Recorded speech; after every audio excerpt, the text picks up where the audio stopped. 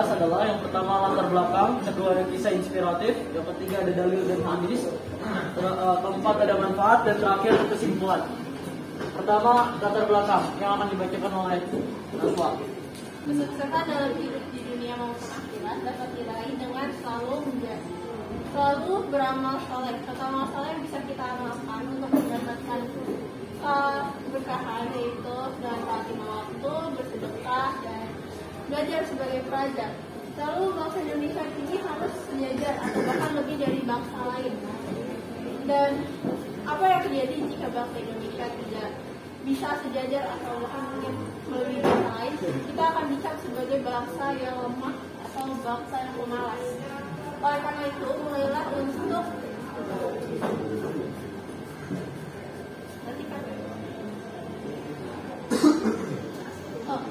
untuk meningkatkan kualitas dan kuantitas pengetahuan dan teknologi kita.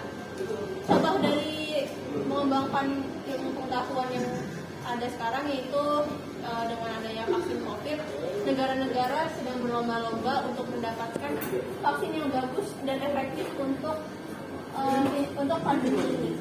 Lalu bukan sekedar untuk bertahan menghadapi pandemi juga, tapi untuk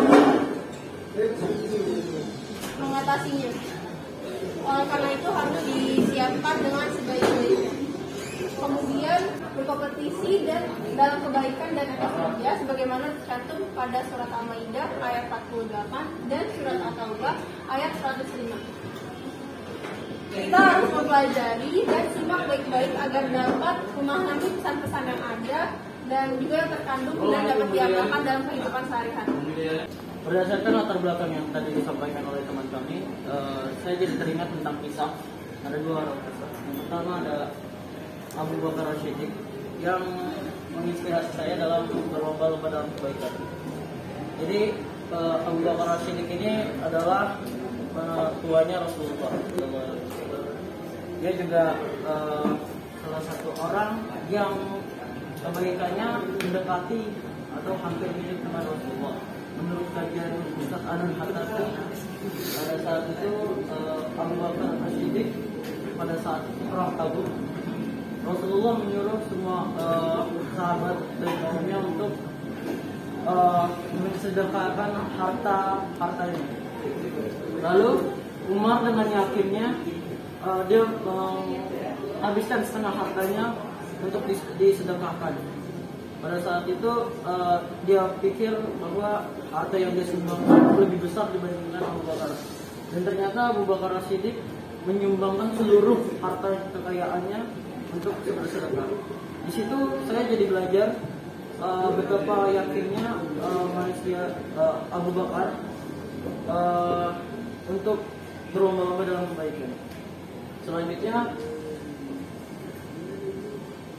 ada kisah tentang etos kerja, yaitu Muhammad Yusuf Hamka. Dia ini orang keturunan Tionghoa. Dia hidup lahir pada 1957 hingga sekarang. Kenapa saya terinspirasi dengan etos kerja dia? Karena etos kerjanya ini sangatlah bagus.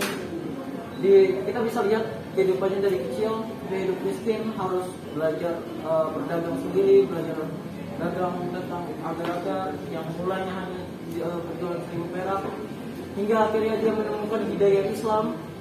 Dia masuk Islam, dia ngomong dia seorang malam, hingga akhirnya sekarang menjadi orang paling orang terkenal yang memegang bos tol, jalan tol. Dan mimpinya dia adalah membangun 1.000 masjid, tapi dengan unsur adat Tionghoa. Misinya dia untuk membudayakan budaya Tionghoa dan menjadikan pandangan masyarakat terhadap kaum Tionghoa tidak sini. Itu saja kisah inspiratif yang saya dapat sampaikan. Selanjutnya kita masuk ke dalam Quran. Dalam Quran tadi sebelumnya ada surah Al-Maidah itu ayat ke-48, tapi saya ambil surah Al-Baqarah surah kedua ayat 148. Bismillahirrahmanirrahim.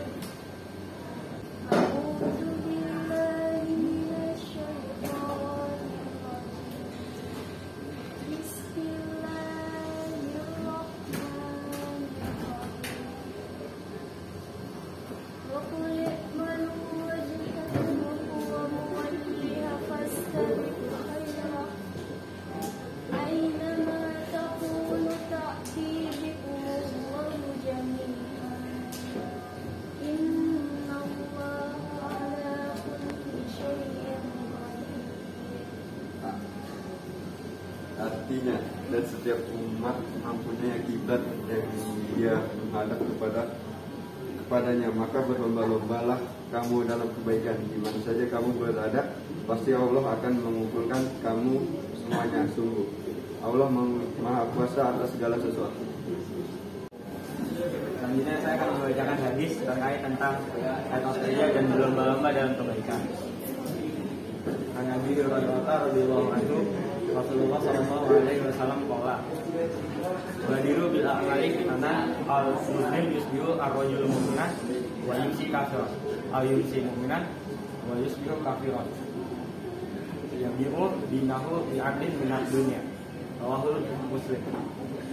Artinya, bersegeralah melakukan amalan solih sebelum datang fitnah atau musibah, seperti potongan malam yang gelap, yaitu seorang pada waktu pagi dalam keadaan beriman dan di sore hari dalam keadaan kafir.